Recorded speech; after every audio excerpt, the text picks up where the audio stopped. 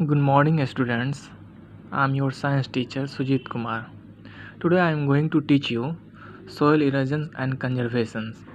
आज हम जो है आप लोग को soil erosions यानी मिट्टी की कटाव बहाव और उसके संरक्षण के बारे में आज हम लोग पढ़ेंगे, जानेंगे, डिस्कस करेंगे. Okay. The upper layer of the earth is mostly soil. Soil is made up of small particles of broken down rocks, remains of dead plants and animals, water and airs. बता रहा है जो पृथ्वी के जो ऊपर का सबसे ऊपर का जो लेयर है, सतह है, वो मोस्टली मिट्टी ही है. Soil is made of small particles of broken down rocks, यानी चट्टानों की टूटने की जो उसकी छोटी छोटी जो कण होता है उससे मिट्टी का निर्माण है.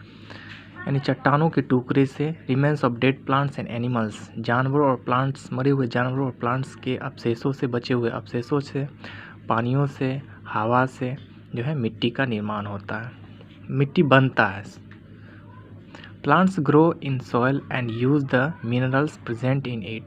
प्लांट्स जो है पेड़ पौधे इस मिट्टी में ग्रो होता है, बढ़ता है और मिट्टी में जो मिनरल्स जो खनिज प्रेजेंट है वो उसको यूज़ करता है, उपयोग करता है. Soil also contents tiny living organism such as insects, worms and bacteria.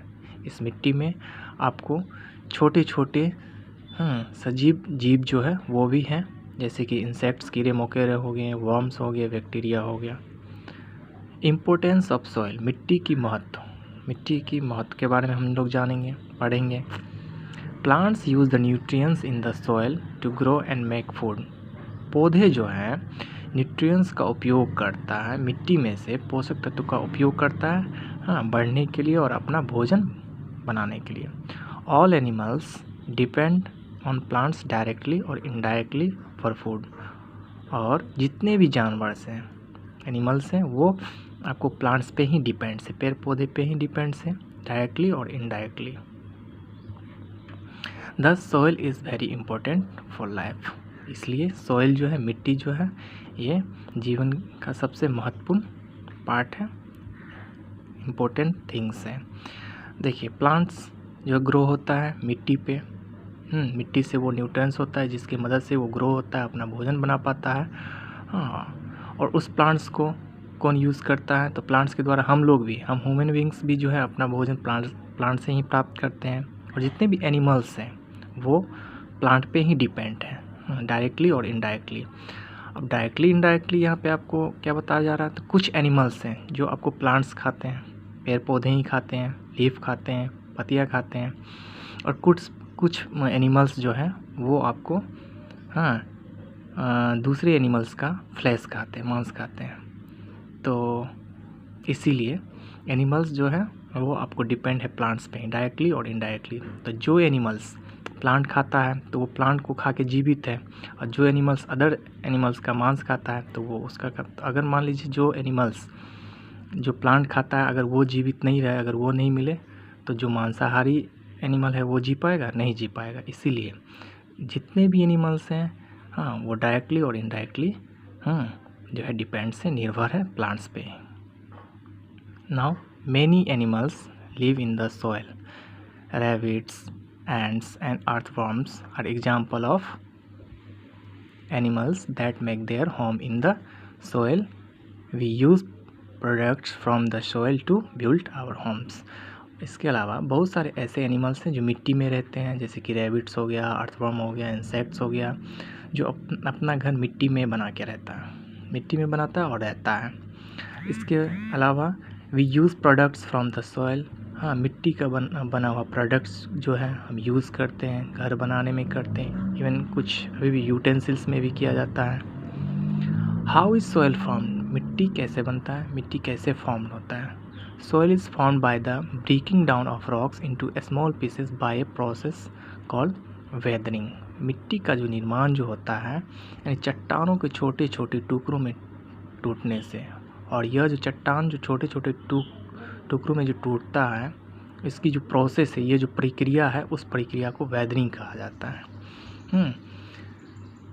तो weathering can be caused by animals, plants, rains, flowing water, wind and weather changes. तो ये जो वेदरिंग है यानी ये एक प्रोसेस है, इस प्रोसेस से, इस प्रक्रिया से चट्टान क्या होता है, जो चट्टान छोटे छोटे टुकड़ों में, पार्टिकल्स में वो टूटता है और धीरे धीरे जाके मिट्टी फॉर्म होता है। तो ये जो वेदरिंग है, ये जो प्रोसेस है, ये किससे होता है, किसकी वजह से होता है? तो एनिमल्स, जानवरों के द्वारा होता है, पेड़ पौधों के द्वारा होता है, बारिशों के द्वारा होता है, पानी के बहाव के द्वारा होता है, हवा के द्वारा होता है, एंड वेदर चेंजेस, मौसम चेंजेस के कारण भी होता है। The moving water in reverse for examples carries rocks along. अब एग्जाम्पल्स के लिए, उदाहरण के लिए ले लीजिए, मूविंग वाटर जो है रिवर में, नदियों में जो बहते हुए जो पानी है वो क्या करता है, रॉक्स को, चट्टानों को वो कैरी करता है। As the rocks knock against each other the break into smaller pebbles. तो जैसे ही चट्टान जो है एक दूसरे में टकराता है तो क्या होता है, छोटे छोटे कंकरों में वो टूटता है। The pebbles finally break into tiny grains of sand over a period of time. अब वो जो पेबल्स है यानी जिसको कंकर बोल सकते हो, वो फाइनली क्या होता है, जो एक अवधि के बाद, कुछ अवधि के बाद जो है वो छोटे छोटे दानों में, सैंड रेत में वो टूटता है, चेंज हो जाता है। The wind also plays an important role in soil formation. हवा का भी जो है एक महत्व रोल है मिट्टी की बनावट में। Now soil erosions. As the soil forms, जैसे मिट्टी बनता है, it settles down in layers. तो जैसे मिट्टी फॉर्म्स होता है, बनता है, तो it settle down in layers, तो वो सतह में क्या होता है, सेटल होता है, बैठते जाता है, जमा होते जाता है। The top most layer is known as top soil.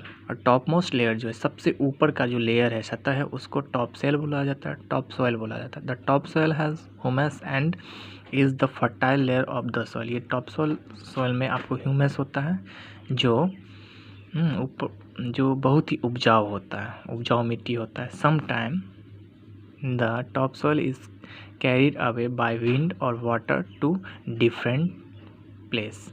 कभी कभी क्या होता है, ये जो टॉप सॉइल मिट्टी जो होता है जिसमें ह्यूमस होता है, वो कभी कभी पानियों और हवाओं के द्वारा वो क्या होता है, अलग अलग स्थानों में कैरिड हो जाता है।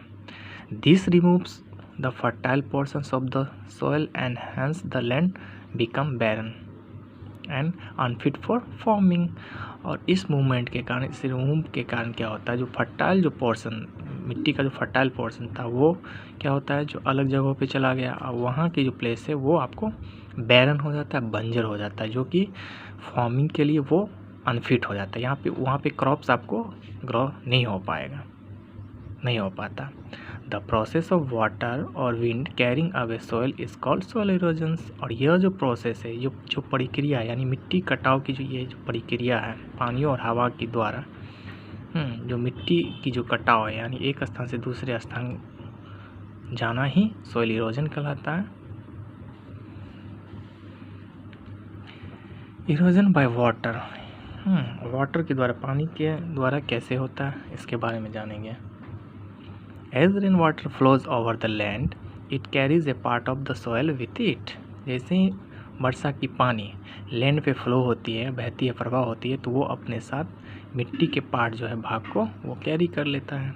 This result in soil erosions. इससे क्या होता है, जो सॉइल इरोजन होते हैं, मिट्टी की कटाव होती है। Soil erosions by water is greater in hilly areas as water flows down faster. ये सॉइल इरोजन जो है, मिट्टी की कटाव बाई वाटर, ये मोस्टली आपको ग्रेटर हिली एरिया में होता है, पर्वतीय एरिया में होता है, क्योंकि वहाँ पे क्या होता है, जो पानी की बहाव जो है काफ़ी तेज होता है। Fast flowing rivers particular in hilly areas cause the soil,